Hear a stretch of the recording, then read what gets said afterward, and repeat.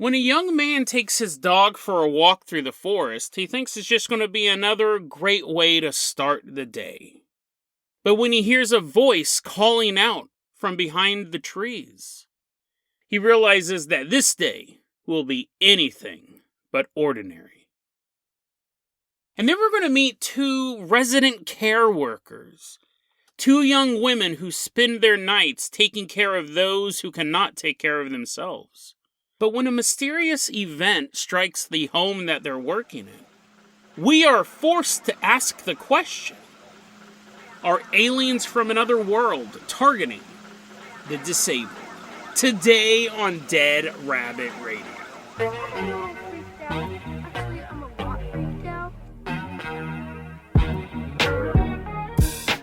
Hey everyone, welcome back to another episode of Dead Rabbit Radio. I'm your host, Jason Carpenter. I'm having a great day. I hope you guys are having a great day too. I hope you guys are having tons of fun. We're getting ready for Spooky Month Central, October. Will I do anything different? I always go, this year, I'm going to review a movie each episode, or this year, it's going to be a ghost. This show is so hard to do. This show is so hard to put together. It's so hard planning anything, but I'd love to do Spooktobular Spectacular, or something like that. Hopefully something I can pronounce. We'll figure it out. But someone who never needs to figure stuff out, someone who always has all of life mysteries solved, walking into Dead Rabbit Command right now, give it up for our newest Patreon supporter, Michael Knight. Yeah, woohoo, come on in. Michael Knight walking into Dead Rabbit Command. Michael, you're going to be our captain, our pilot this episode. If you guys can't support the Patreon, I totally get it. I do. Just help spread the word about the show. That really, really helps out a lot. You can even help us. Right now, a big thing we're trying to do is to fill out the Dead Rabbit Radio Wiki that Germ started. Thanks for that, Germ. So get the word out about the show. Help us with the Wikipedia page. Or support the Patreon. All of that stuff totally helps. Michael Knight, he's walking in with his cool sunglasses. Let's go ahead and toss you the keys to the Jason Jalopy. We're trading in Kit, the talking car, for this hunk of junk, this chitty chitty bang bang car. Michael, we're leaving Dead Rabbit Command. Drive us all the way out to a forest. We're headed back to September 12th, 2022. That's very, very recent story, right? What is that, just a couple weeks ago? I found this story posted online. We don't have a location of it. It's just a small, I imagine it's an area like so many areas are. You have suburban housing and then you have a nearby green belt, a nearby forest that has been untouched by the developers so far. We're about to meet a guy. We don't have his real name. We're going to call him Charles. And Charles has this routine. Before he goes to work, he likes to take his dog, we're going to call the dog Rufus, he likes to take his dog on a nice little walk, right? That's actually Charles painting. The dog's quite silent. He takes his dog for a walk around 5:45 in the morning so he can get it done, get it out of the way, so he can go to work. He gets the exercise for the puppy, and then you gotta go do your own thing. He's a professional dog walker. He thinks his dog's super nerdy. He's like, the dogs I walk are cool, Rufus. You're not cool enough to hang out with them, so I walk you all alone through the forest. He says, for the past few months it's been nice because the sun's been up at 5:45, and he would take his dog on this walk. They would take him down a trail through this nearby wooded area. But recently it's been getting darker, right? Everything's kind of changing. So at 5:45, even though it's always been the same time, it's just a little darker outside than he's used to, that he's comfortable with. Now, like he said, Charles likes to take the dog for a walk before he goes to work so he can get the energy. Dogs need a walking, right? It's a good time to do it. Gets him up moving, gets some energy burnt out on the dog. They're going for this little jaunt through the woods. The reason why he specifically chose the woods is because Charles also likes to get stoned before work.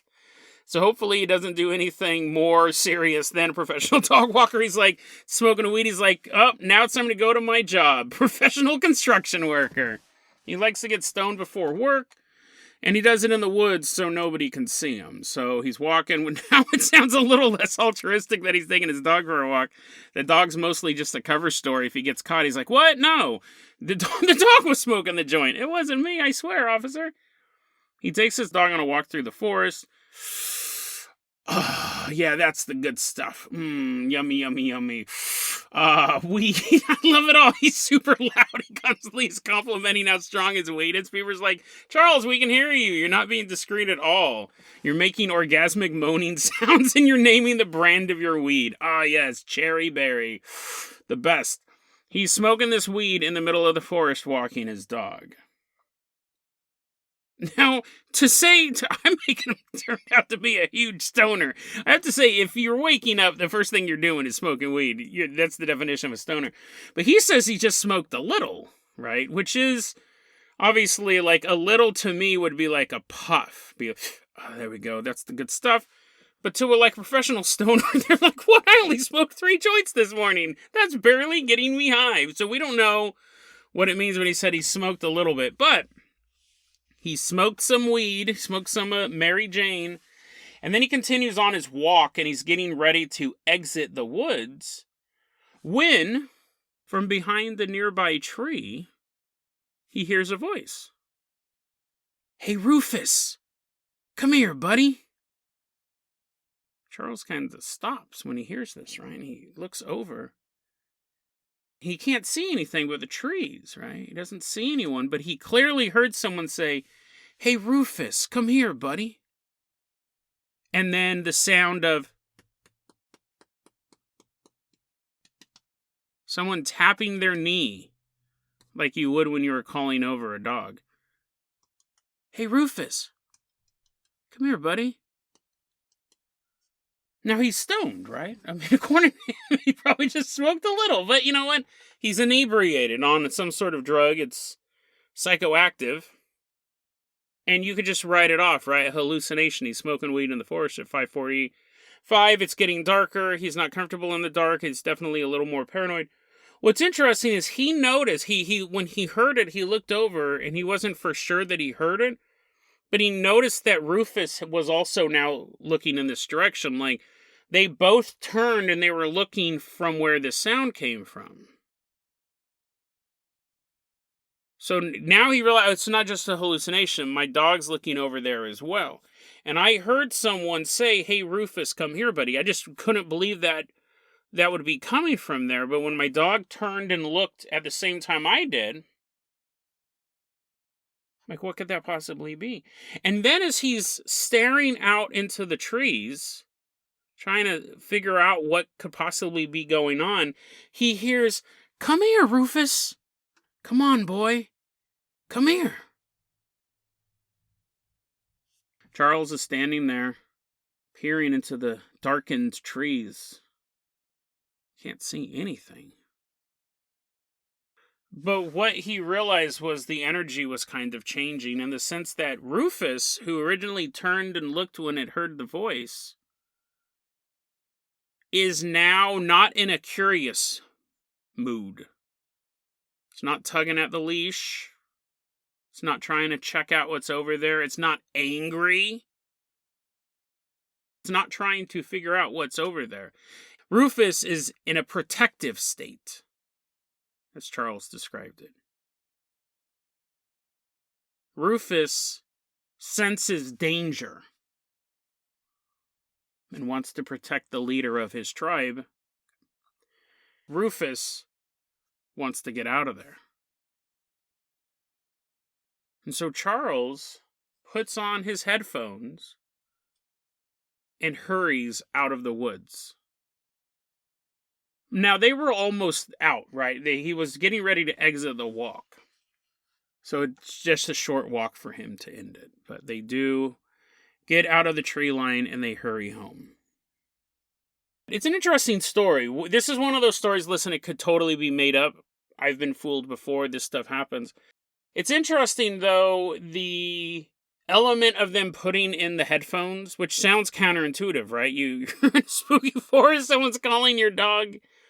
You think you might be in some sort of danger, you put in headphones to walk away. That is the element that makes the story really believable. Because people do stuff like that. Like, when they're in a threatening situation, they will block off their senses. It's the same thing like when you're in a room and you think there's a monster in your room and you close your eyes. Or you cover yourself with your blanket. And you're like, Jason, that's what 8-year-olds do. It's a human thing. It really is a human thing. If I close my eyes, it'll go away. If I stop listening for the voice, I won't be able to hear it. Now, I think a rational thing would be to have my ears working in case someone's running up behind me. But Charles goes, I don't want to hear anything, so I'm going to plug my ears, and we're going to get out of there. That's a really interesting little tidbit that makes me think the story's authentic. And again, like when you read it, when you're looking at it, when he's getting stoned and hearing voices, I would have totally just written the story off. It's interesting, but I would have written it off. I go, well, he's stoned, so of course he's hearing stuff. But the idea that his dog was reacting to it as well is what makes me think there could be something there. And then what would it be? How did this thing know his dog's name? Because obviously there's two options. One, it's a real human who was trying to lure. There's that word again. I had to use that word a couple times earlier on the podcast. There's the possibility that it was a real person trying... There's a possibility that there was a real person trying to lure Charles into the woods for some sort of nefarious reason. And then there's the other possibility that it was some sort of creature or cryptid or spirit or ghost also trying to bring him into the woods for some sort of nefarious reason. It's never because they want to hold a birthday party for you, right? It's always some sort of horrible thing. But what was it? What could it have been? It's funny, I'm going to segue to another story here real quick. It's related. Michael Knight, let's go ahead and actually drive your car. The Knight Rider. Was that the name of the car? It was Kit. Drive us out all the way to somewhere in Oregon. I heard this story a while back from my good friend Sabine, who she doesn't believe. She is one of those like hippy dippy girls that is all like spiritual, like she does all that goofy stuff, but she also is super pragmatic, right? Like we'll be watching a movie. We saw The Northman, which was all about like Norse mythology, and like Odin is like a character in it, and there's constantly this magic being performed, these weird miracles, and I saw it as a paranormal movie. And she saw it as like, oh no, those were a bunch of coincidences. Like, none of that was paranormal. When that woman was tied up with another man's intestines, that was just somebody did that. It wasn't some sort of paranormal act. And I was like, what? She's super pragmatic. She's the type of person that could watch a teacup. She's the type of person who could witness a teacup floating across the room and 100% believe there was a valid answer for that, even if you ruled out every possible valid answer. It's weird to be... Okay.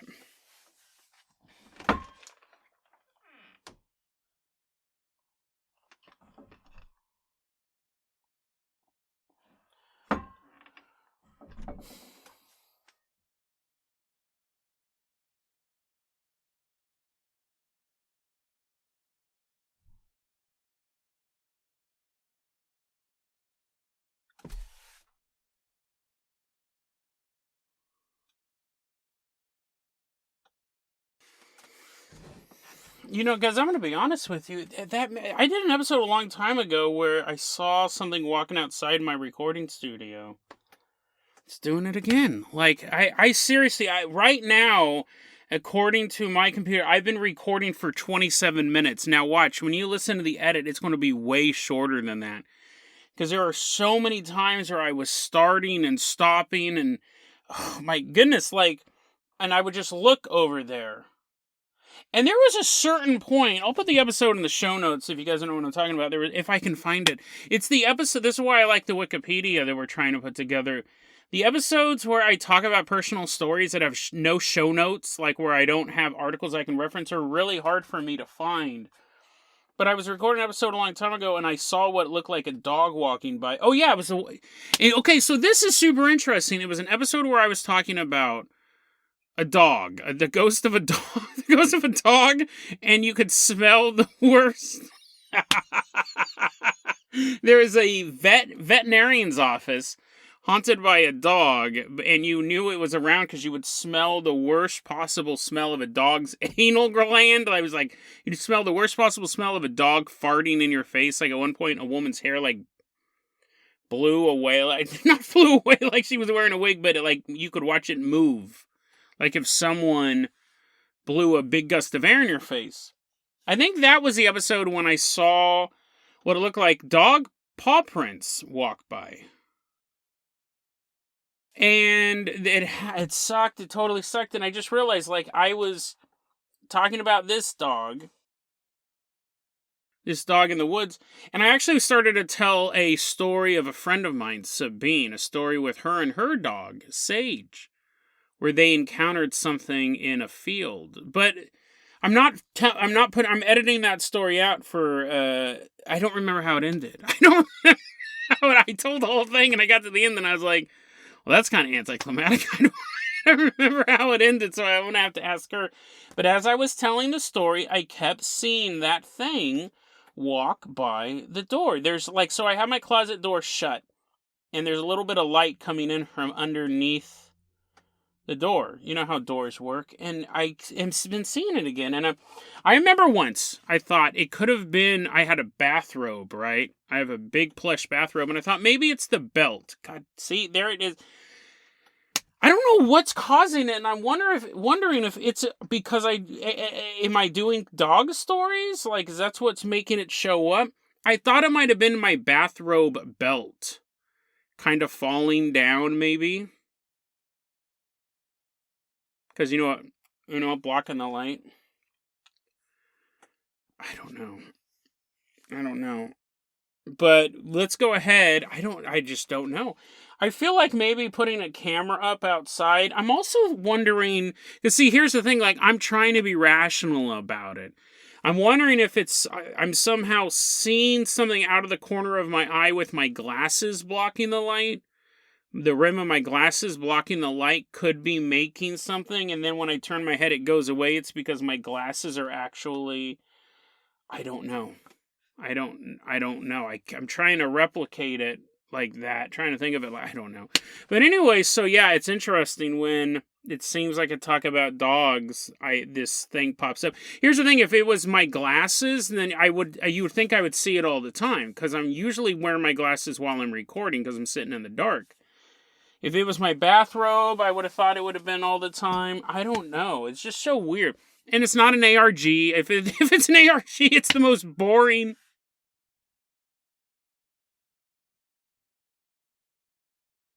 Yeah, I don't know if the microphone picked that up, but maybe it was someone turning on the pipes and it made that weird screech. I'm pretty pragmatic as far as paranormal investigators go, right? I could easily be like, nope, this is 100% authentic. Let's get a spirit box out there. It could be, right? Probably is at this point, but imagine walking into a closet, right? And to talk about these spooky stories. Like, there is a lot of times I don't think about... We're getting to the story. I'm not going to spend the rest of the episode talking about this because I hope it's not boring, but I never have to psych myself up. Sometimes I have to psych myself up from, like, an entertaining point of view, right? Like, if I'm not feeling 100%, I was like, okay, you got to get in the mood. I usually do a little dance when I'm like, hey, everyone, welcome back. I'm usually moving my upper torso when I'm doing that to get myself... But, yeah, it's like when you sit back and you think about it, you're like, I know this closet's haunted for a fact. I used to sense an old man in here, an old emaciated man in here. I'll try to find that episode in the show notes. Let's go ahead and move on to this terrifying story, because I'm just going to keep seeing stuff move out of the corner of my eye. I'm wondering if it is dog topics, dog stories that pop up. But Michael Knight, let's go ahead. This story's really creepy. And I want to definitely get to it. I don't want to push it off till the next day. Michael Knight landed this carpenter copter here at this resident group home. We're about to meet a worker. She's a 20-year-old woman. Online, she goes by the name Carly Fries 93, which is actually pretty clever. We're going to call her Carly for short. The year is around the year 2013, because she's 29 now. This story took place when she was only 20. Carly was working as a care worker at a group home. And this is where my uncle was placed in one of these after he got shot in the head with the shotgun. Put that episode in the show notes. It's basically like, instead of having this giant industrial care center, which those are fine too, right? But where you have like 200 residents and you have all these hallways and doors and everything, you're not getting like a lot of privacy. There is a plus and a con to being in a giant facility, right? You might have access to better equipment, but you don't get that personal touch. And we're talking about people, like in this case, where they can't even take care of themselves. In this group home, there's 6 residents. They can't move. They can't speak. They can't even eat. They're tube fed. And they require 24-hour care. There always has to be some people in this house. And there's 6 residents in this house, and it's basically like a residential home, like where my uncle was. He could walk around, he could talk and stuff like that, but he stayed in a home. It was like a very large house where you had like 6 to 8 patients there, and then you had a family there taking care of them. This one is kind of similar. You have 6 patients, and they're in these different rooms, and then you have 2 care workers at any given time. And Carly, she worked the late shift, so 10 p.m. to 6 a.m. was her shift.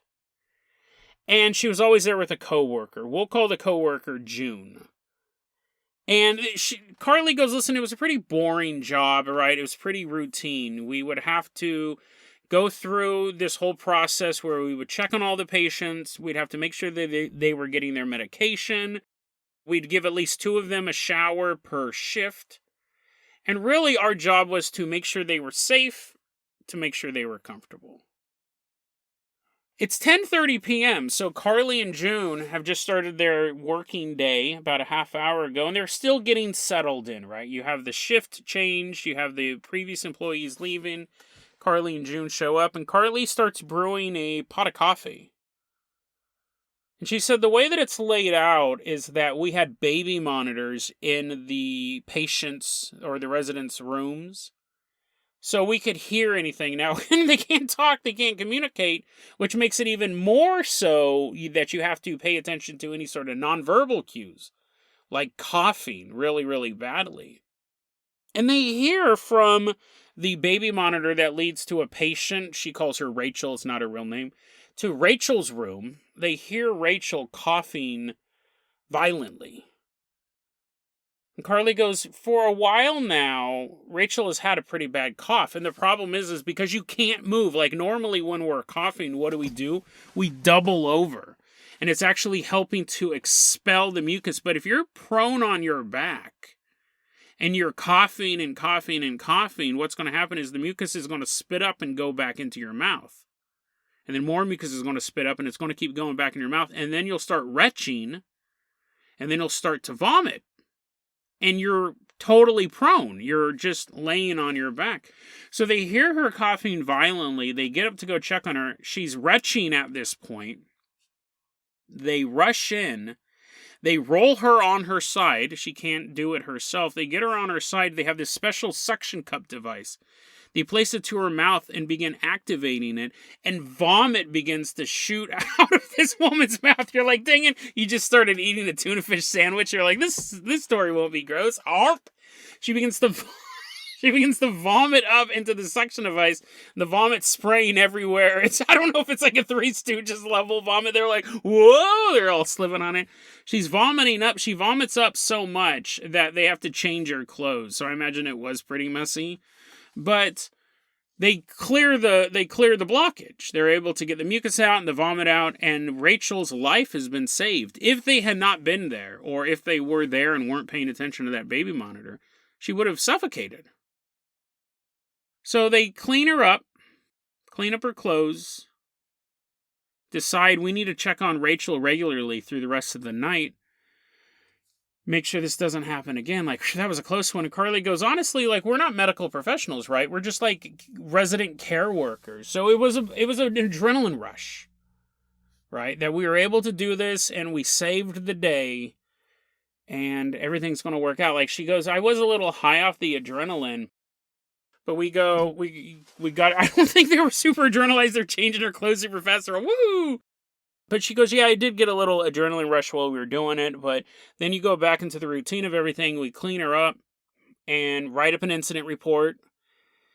after they leave her room, she goes, we were in there for probably like 45 minutes, right? From the time we walked in when she was coughing to the time we got everything else done, right? Make a little mark, make little notes about what happened, have the discussion to keep an eye on her, changing her clothes and all that stuff. She goes, we leave, and I go, I'm going to go get some coffee, because she was brewing the coffee before she checked on Rachel, and June goes, I'm going to go outside and have a smoke, actually. And so they go their separate ways. And Carly is walking towards the kitchen.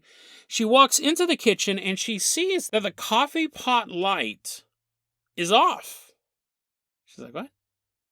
Did a breaker trip or something like that? Like, when I started brewing the coffee, I turned it on. I know I turned it on. And the light, that little familiar orange light lit up. So she goes and she checks, and it's plugged in. There is electricity in the house. She's like, that's weird. She pours herself a cup of coffee, and when she takes a taste, it's cold. Coffee pot must be broken, right? Light notwithstanding, the coffee pot must be broken. At that time, June comes running back into the house, her eyes just wide with shock. June runs in and goes, Carly, have you looked at a clock? Do you know what time it is? It's kind of a weird request, right? I mean, I guess if someone's running in and asks you that, you're like, what? Carly then looks over at the clock. It's 5:30 in the morning. And she is obviously thinking there's something wrong with the electrical system. The coffee pot stopped working. The clock's wrong.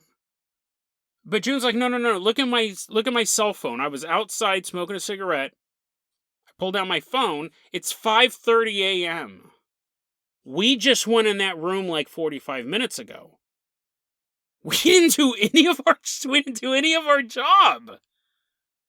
We were supposed to be checking on people. People were supposed to be taking medicine. What happened? And Carly starts flipping out too, because that is their job. They are there for an 8-hour time period to constantly be checking on all these other patients, to be giving them showers and changing their diapers and feeding them and giving them medicine. And they both realize they have to admit that it is 5:30 in the morning and they have lost 7 hours of time. The new shift is coming in at 6 a.m. So they spend the next half hour doing 7 hours worth of work as best as they can. They're all scrubbing the people super fast. And then they're dressing them, and they dress them in the wrong clothes, and they're like fixing the clothes and everything like that. And somehow they're able to get it done. They're like shoving medicine down people's throats. It's the wrong medicine. They're like, Somehow they're able to read all the labels of the medicine, give the proper medication. They're like, it's 7 hours worth of medication in one day. Okay, I'll stop making jokes about all that stuff. Eventually, they were able to get the right medicine and the dosages and all of that stuff. And when the new shift of people came in, June and Carly don't even tell them that. They just totally play it off. They don't say, well, we lost 7 hours of time. They just went home. But they talked about it amongst each other. They thought this was absolutely insane, right? Where did that time go? We were in that room a maximum of 45 minutes, and we came out of that room and it was 5:30 in the morning. And it for sure was 5:30 in the morning, because a half hour after they were sitting in the kitchen, the new shift started. Those people showed up. What happened?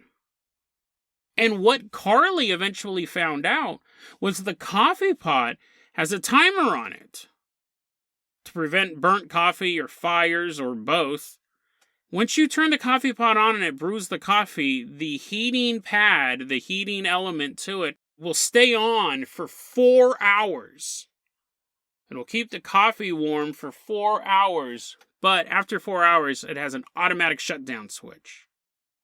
Because the coffee was brewed. When she put the coffee pot in, she is making it. And when she came out of that room, the coffee was all made. It was just cold. It was brewed, piping hot, and then sat there for 4 hours, still warm, and then the heating element went off, the whole coffee pot shut off, and then it sat there for another 3 hours, till it became cold. The 7 hours that they had missing. 10:30 was when she brewed the coffee. 5:30 is when she drank it. And she said, listen, me and June, we eventually ended up getting other jobs and we kind of drifted apart. We were really good friends, but you know how that happens. And she goes, recently we reconnected on social media. And after the, hey, how's it going? Oh, what's life been like for you? She goes, June messaged me and said, do you remember? You remember that night when we lost that time? And they remembered the story exactly the same way. Not a detail had changed between these two people. Because at a certain point, you would just start to think, maybe that didn't happen, maybe I exaggerated this or that. But here we go, 9 years later, they reconnect, and they still remember that exact story. What happened to those 7 hours? Now, it's an interesting story of lost time. We did a similar story recently called The Cold Campfire, which also had it. And I mean, when you have something, when people are driving down the road and they go, wow, that's weird. I know that I left this house at 1 and then I got home and it was 3 and it's only a 45-minute drive or a 10-minute drive, whatever. Those stories are fascinating, but how much of that is people forgetting things and stuff like that? I mean, they're still interesting and creepy, but when you have an external element like a fire, like a campfire, that you light it on fire, everything went dark around them, and then they realized that the fire was cold to the touch. The coals were completely burned out. Like there was some phenomenon happened. So it can't just be false memories. It can't just be mass hallucination. There's an external element that's been changed. The same thing like this. If they had gone into the room and then walked out and 7 hours had passed, that would be one thing, right? You could be the adrenaline of the moment. Maybe they spent more time in there than they thought. But when you have an external element like the coffee that you can tell the time, that's not mass hysteria. The coffee would stay warm for 4 hours and then it would shut off and then it would get cooled for 3 hours. I also find it interesting. This is very interesting because when we look at lost time, the biggest thing we look at is alien intervention. This story has a lot of really interesting beats to it. Again, assuming that it's true. We have the coffee pot, so we have the external force. People who smoke cigarettes, people who are addicted to nicotine, if you said, hey, we're going to put you in this room and you can't do it for 7 hours, they'll claw your eyes out, right? They'll claw your eyes out. So it's interesting that June had a 7-hour time loss. And when she came out of it, she wasn't going through nicotine withdrawals. She wasn't super like, oh, life sucks. I really need my nicotine. None of that. She just goes, I'm going to have a cigarette. It's if you took a drug addict who was addicted to heroin, something super addictive, right? Would they, like, let's say if they fall into this element of lost time, it's time for your heroin dosage, right? You got to beat back the cravings. You got to beat back the withdrawals, really. You're just doing it to stay normal at this point. You get abducted by aliens, and you're within their grasp for, let's say, 7 hours. When you come back, are you dope sick? Like, because sometimes heroin addicts, they do have to do it every single day, right? And they know they're going to do it right when they wake up, but they don't wake up at 6 a.m. They end up waking up at 1 or 2 p.m. And they're like, what happened? I mean, it's the life of a heroin addict. I don't know. That's a bad example because their life is so chaotic anyways. But would they be dope sick? Actually, that's a really good segue because their life is so... I didn't think about this either. Because a drug addict's life is so chaotic anyways, and this is where I'm going with this story. Is it possible that when aliens are abducting people, they are picking the people who wouldn't notice it at all? One thing we talk about a lot on this story is we have the survivor stories of alien encounters, right? It's the people who get dropped back off by the aliens who set the narrative. So this idea that aliens only abduct people out in the country, they only get seen by some country bumpkin walking around with a shotgun and a jug full of moonshine. First off, that's CIA disinfo. That's 100% not true. We've done enough stories on this podcast to say that it's not just farmers in the middle of BFE who are seeing these UFOs, right? That's old school CIA disinfo. But we're still only being told the people who are escaping these things, and not escaping them like they have to run down some hallway while aliens are shooting laser pistols at them, but the aliens just waving goodbye and being like, thanks for coming aboard our ship. So that's where our narrative is from on these things. I wonder how many times aliens abduct, like, disabled people. Like, people who are in this state, right, who are just laying in a bed, they can't communicate, they can't move. Why wouldn't you abduct them? Why wouldn't you run experiments on them? They can't do anything. They get all of their information about human biology. They can definitely look at them and run these experiments and go, okay, this is interesting. This is a human body that isn't working properly. Like, an auto mechanic doesn't become an auto mechanic by working on cars that run. You have to find cars that are broken and fix them to be better mechanic. So these aliens could look at these disabled people, these physically disabled people, they can't move, and do whatever they wanted to them, and there would be no witness statements to it at all.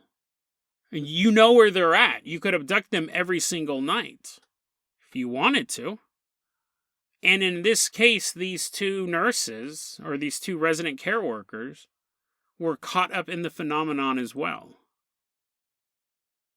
Because I think it wouldn't make sense for aliens to abduct people who had severe disabilities. I think, and I didn't think about this when I was doing the episode, I think it wouldn't make sense for them to abduct drug addicts as well. Because their entire reality is lost time. They would have no clue. I mean, if you're a homeless person shooting up heroin, your life is so chaotic.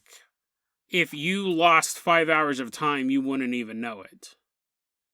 Like, it would just be, I just nodded off.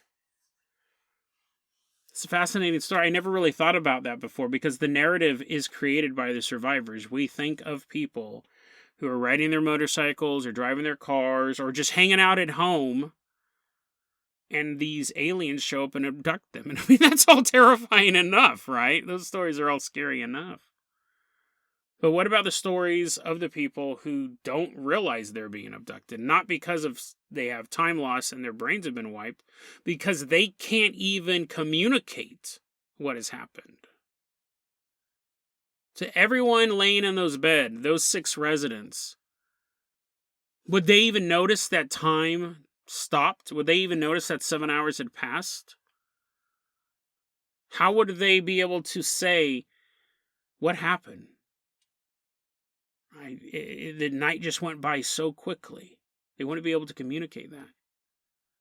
They wouldn't be able to tell their story. They wouldn't be able to scream as they watched a gray alien slowly walk into their room. The aliens wouldn't have to hide. They wouldn't have to disguise themselves. They wouldn't have to be cloaked. They could simply appear right in front of one of these 6 residents and do whatever they wanted to them. What happened during those 7 hours, we'll never know. But 7 hours did pass. Was it just the 2 resident care workers who were abducted? Or were the Greys returning like they so often have to this home? Because Carly and June didn't tell any of their coworkers about this. Which makes you think, is it happening to the other care workers? On their shifts? Maybe not every night, but every so often it seems like 7 hours just slip by. Most of the time you wouldn't even notice it. It wouldn't even have to be a full 7 hours. Maybe a half hour lost here, an hour lost there. Had that happened, these 2 young women would have never noticed it, right? They would have just figured, that's where we just walked into that room at 10:30 and we walked out and it was midnight? Wow. Okay, well, that's weird. But when Carly realized the coffee was ice cold, she knew for a fact that 7 hours had passed for unaccounted. And what happened in those 7 hours? Carly and June don't remember. if the residents themselves remembered, they could never say. The only people who truly remember what happened that night were the perpetrators of the phenomenon. Somewhere in some gray alien scientific laboratory are notes taken that night, biological samples cataloged and put away that was taken from that residence on that particular night. Surveys and scans and experiments that these otherworldly beings perpetrated the night these young women lost 7 hours. And while that thought is terrifying, we have to ask the question, how many times did they visit that care home? Are they still visiting it now? Are they doing this in such locations all over the world? Attacking those who are the most helpless, attacking those who cannot cry out for help.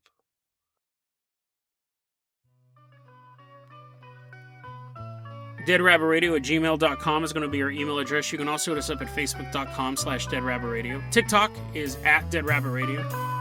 Dead Rabbit Radio is the daily paranormal conspiracy and true crime podcast. You don't have to listen to it every day, but I'm glad you listened to it today. Have a great one.